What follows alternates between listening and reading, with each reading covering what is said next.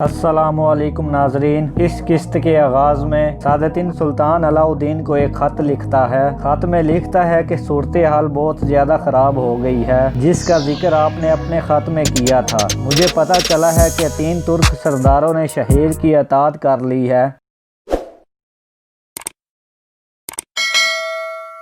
اور اسے اپنا سلطان مان لیا ہے۔ مجھے اس میں کوئی شک نہیں کہ یہ گروپ بڑھتا جائے گا، اور مجھے حلیمہ سلطان اور ارطغرل پہ بھی شک ہے۔ گونجا گل کہتی ہے، نویان تھوڑا صبر کرو، شہیر ہمیں ارطغرل دے گا اور پھر ہم اس کا خون بہا کے اپنا غصہ ٹھنڈا کریں گے۔ نویان غصے میں اٹھ کے کہتا ہے، تم میرے ساتھ کیا کھیل کھیل رہی ہو؟ کیا سعادتین بھی تمہیں تانگوت کی طرح استعمال کر رہا ہے؟ گونجا گل کہتی ہے، مجھے پتا ہے کام ختم ہونے کے بعد سعادتین ہمیں مارنے کی کوشش کرے گا، میرا تمہارے علاوہ کوئی نہیں ہے نویان۔ نویان کہتا ہے، ارطغرل کے بعد سعادتین کی باری آئے گی۔ سنگرتکین ارطغرل سے کہتا ہے، تمہارے خیال میں سعادتین نے دونوں لڑکوں کو اغوا کروایا اور پھر دندار کو میرے حوالے کر کے مجھے دھوکہ دیا؟ ارطغرل کہتا ہے، بالکل ایسا ہی ہے۔ سنگرتکین کہتا ہے، وہ ایسا کیوں کرے گا؟ ارطغرل کہتا ہے، میں حیران ہوں، وہ ایسا کیوں کر رہا ہے، حالانکہ وہ مجھے دوسری طرح مار سکتا ہے۔ میرے خیال میں وہ بہت بڑا کھیل کھیل رہا ہے، وہ ہمیں استعمال کرنا چاہتا ہے۔ ارطغرل غصے میں آ کے کہتا ہے، آپ کو پتا ہونا چاہیے وہ ایک نئی مصیبت لے کر آیا ہے۔ ارطغرل کہتا ہے، آپ کی آنکھوں پہ اس نے پردہ ڈال دیا ہے۔ سنگرتکین کہتا ہے، مجھے پتا ہے مجھے کس پہ یقین کرنا چاہیے، اس لیے مجھے وہ کرنے دو جو ضروری ہے۔ ارطغرل کہتا ہے، یہ معاملہ کدھر جائے گا بھائی؟ آپ کو تب عقل آئے گی جب کوپک آپ کو ڈس لے گا۔ سعادتین کہتا ہے، شہزادہ شہیر کی غداری ریاست کے لیے اچھی نہیں ہے۔ ارطغرل کہتا ہے، شہزادے کو ایک دفعہ صلیبیوں اور ایوبیوں نے بھی پکڑ لیا تھا۔ سعادتین کہتا ہے، اس کے والد نے بھی ایوبیوں کی اطاعت کر لی تھی۔ ارطغرل کہتا ہے، میں نے اپنی آنکھوں سے دیکھا ہے، وہ ان کے خلاف کھڑا ہو گیا تھا جو اسے استعمال کرنا چاہتے تھے۔ سعادتین کہتا ہے، 3 ترک سرداروں نے اس کی اطاعت کر لی ہے۔ ارطغرل کہتا ہے، جب تک میں اپنی آنکھوں سے نہیں دیکھوں گا میں یقین نہیں کروں گا۔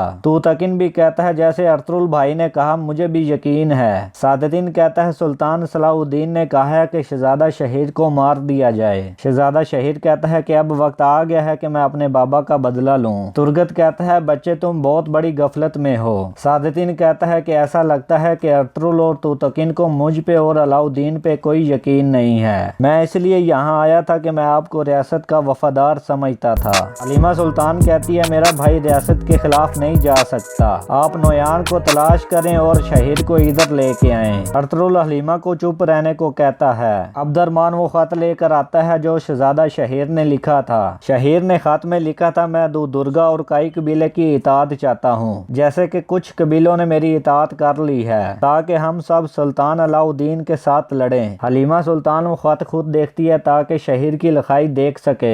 وہ لکھائی شہیر کی تھی۔ اس کے بعد وہ اپنے خیمے میں چلی جاتی ہے۔ گیگلی آ کے کہتا ہے، ہمیں نویان کے ٹھکانے کا پتہ چل گیا ہے، ہم نے منگول سپاہیوں کے ساتھ 3 ترک سردار بھی دیکھے تھے۔ ارطغرل حکیم ارطغرل کے پاس جاتا ہے اور اسے سارا واقعہ بیان کرتا ہے۔ حکیم ارطغرل کہتا ہے، سعادتین کا اصل مقصد کیا ہے؟ ارطغرل کہتا ہے، میرے خیال میں اس کا ہدف صلاح الدین ہے، وہ کسی بہانے ان کو ازرم لانا چاہتا تھا اور اس میں وہ کامیاب ہو گیا ہے۔ حکیم ارطغرل پوچھتا ہے، اب آپ کیا کرو گے؟ ارطغرل کہتا ہے، میں کچھ بھی نہیں کروں گا، جو کرنا ہے انہوں نے ہی کرنا ہے، میرا یہ کام ہوگا، میں ان کی طرف جاؤں گا جو انہوں نے میرے لیے جال بچھایا ہے۔ اور یہاں پہ اس قسط کا اختتام ہو جاتا ہے۔